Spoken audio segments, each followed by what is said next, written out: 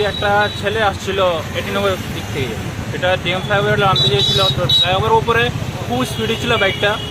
হ্যাঁ, তখন আমি বাড়িতে যাচ্ছিলাম, তখন আমি দেখি তার বাইকটা খুব স্পিডে ছিল, তখন ওর পরে খুবই ইনজুর্ড হয়েছে। তো আমি থানা গিয়ে কল করেছি, ফায়ার সার্ভিসে কল করেছি, ফায়ার সার্ভিস এসে লোকটাকে নিয়ে গেছে থানা হসপিটালে, আর স্কুটিটা আমি থানাতে হ্যান্ড ওভার করে দিয়েছি। মানে এটাতে কি কেউ মানে একজন ছিল গুরুতর আহত।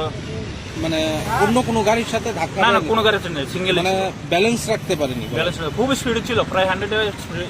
দুইজন ছিল? একজন ছিল।